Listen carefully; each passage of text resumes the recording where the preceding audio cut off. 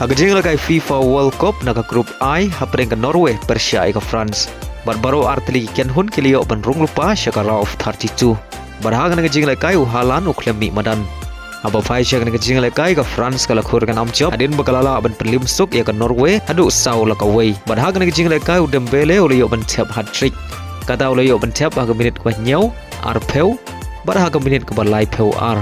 Baleng bagan dengan 6 rem ke Norway kan ia kendu Persia ke Ivory Coast haka jingle ke round of 32 kat baga France kadang hap up ia ki tim ki bawan haka kerdan ke balai.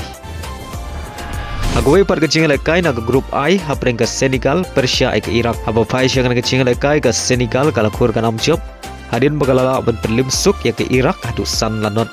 Barhaga ke jingle ke Pape ulayo ban tiap argol naga benta ke Senegal. Baleng bagan ke jingjob ke Senegal kadang hap up ban yo rong syakara of 32 hadu bakot ke jing lakai group stage.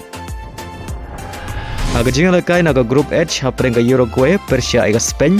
Warhaga ke jing lakai ke Spain kadon kam tang ban khaj kat baga Uruguay kadon kam ban khaj ban job ya ke jing lakai.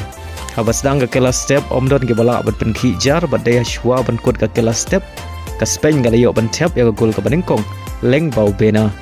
Badai lama kena syugul kirang elekai jungka Uruguay ki klem la syu ban sikuliang hadu bokot ke kelas step bat kum juru hadu bokot ke jing lekai wala kirang elekai jungka gila tresh tom ban yo tap ya ke gol pen ya khaj Henry ki klem la haga baga Spain ke job ya kena jing lekai da syugul lanot baleng baga kena 6 rem ke Uruguay ka ha ban lek phaying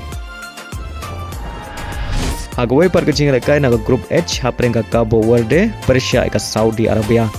Aba pai syakan ke jingle kai boro artri ken hun ke khai klem la bat pen khijar hadu pasdang ke jingle kai hadu bukut jong ke jingle kai baleng bagan dengan namya khai ka Cabo Verde kala yo ban rong syakara of 32 bat kum juru kala thau ya krikot thamai kum kari ke barit tam badi rong syakan knockout stage aga jingle kai FIFA World Cup.